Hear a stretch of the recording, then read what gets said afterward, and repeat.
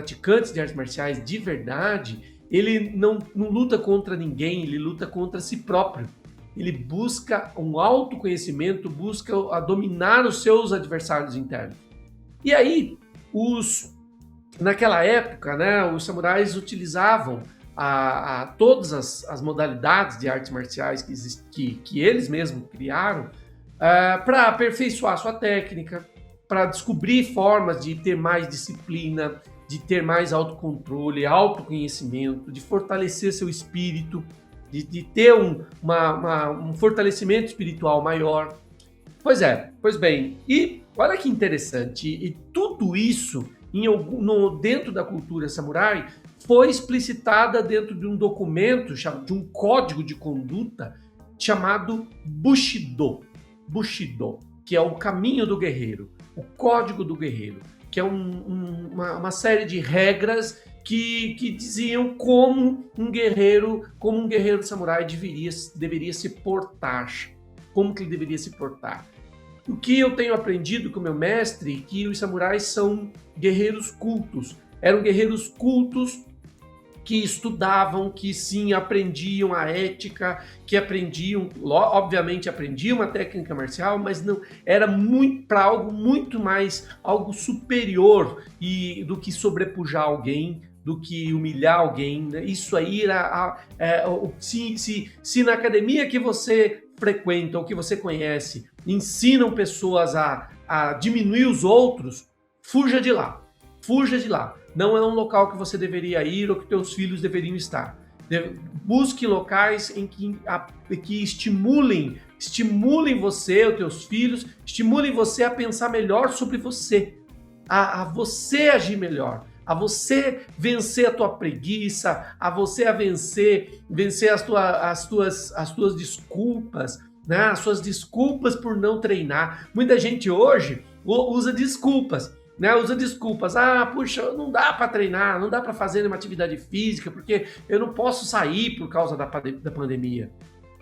Isso é uma desculpa, você pode treinar na tua casa, pode treinar na sala da tua casa, você pode manter teu corpo em movimento o tempo todo, né? Então, qual é a desculpa que você está utilizando para não correr atrás daquilo que você precisa fazer? Qual é a desculpa? Né? Então, E olha que interessante, eu montei aqui uma linha do tempo, só para você ter ideia de quão valioso é esse material que está aqui. Olha só que interessante. Em 1600, no ano 1600 no Japão, aconteceu uma batalha muito importante, uma guerra muito importante, uma batalha, na verdade, muito importante no Japão naquela época, que foi chamada de Batalha de Sekigahara. A Batalha de Sekigahara, ela marca a história do Japão. E daquela batalha, dali para frente, muitas coisas acontecem. Olha que interessante. No ano de 1643, o autor, o criador do estilo que hoje eu pratico, que também é considerado no Japão como um herói nacional, Miyamoto Musashi, que eu como praticante chamo de Musashi Sensei. Musashi Sensei escreveu um livro chamado Gorin no Sho. Gorin no Sho. Traduzindo esse livro, traduzindo esse nome para o português, nós vamos encontrar o Livro dos Cinco Anéis. O Livro dos Cinco Anéis, que é esse outro livro aqui, ó. Gorin no Sho. E olha só, esse livro que está nas minhas mãos, obviamente que essa versão é uma versão nacional, ela foi traduzida pelo meu sensei, e ela traduzida e comentada pelo meu sensei, mas o livro original, isso aqui que tá, esse conteúdo que está aqui, foi escrito em 1643. Você já pensou? 1643. Então segura isso aí agora. 57 anos depois, em 1700, um senhor feudal chamado Nabeshima Mitsuhige, ele comandava uma região do Japão e ele morre. Com a morte dele, um samurai dele, um samurai que servia, que servia esse senhor feudal, e aí deixa eu fazer um parênteses aqui para a palavra samurai. Samurai traduzido significa aquele que serve, aquele que realiza algo por alguém. Tá? Muito bem. E então um samurai daquela época que servia ao Nabeshima Mitsuhige, ele chamado Yamamoto Tsunetomo. Esse samurai escreveu um livro chamado Hagakure.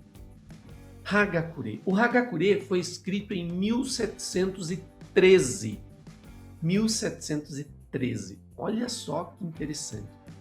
E nesse livro estão escritos grandes tratados, grandes anotações, importantes anotações que esse samurai fez naquela época sobre o que é ser um verdadeiro guerreiro, o que é ser um verdadeiro samurai que serve, que possui valores e virtudes que são dignas de você ter por perto.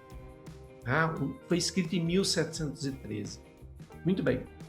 Aí, com a história continuando, né? Se você ainda não assistiu, assista. Existe um filme que foi, se não me engano, esse filme foi ao ar em 2007, eu acho, ou 2003, que é um filme que tem o Tom Cruise como protagonista, que o filme se chama O Último Samurai.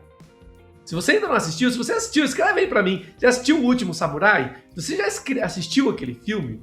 Aquele filme, uma boa parte dele, obviamente, aquela boa parte daquele filme, ela é um romance, né? Uma história. Ali tem um roteiro criado, mas muita parte daquele filme é real. Aconteceu mesmo. Aquela última batalha, que ela foi representada ali no filme, mas houve sim uma última batalha com um exército samurai. Essa batalha aconteceu em 1877. 1877. A partir dali, essas grandes batalhas nunca mais aconteceram. Extinguiu-se ali esse modelo de vida e o Japão passou a ser um Japão com olhos mais ocidentais, com hábitos mais ocidentais e sem as práticas tradicionais dos samurais. Bom, mas isso não se perdeu. Toda a cultura, a filosofia continuou sendo passado de pai para filho, pelas famílias, né? E hoje eu tenho acesso pessoalmente a uma família, a família do meu sensei, e todos os meus irmãos de espada dentro do Niten aprendemos com ele. Aprendemos com essa família, aprendemos com o sensei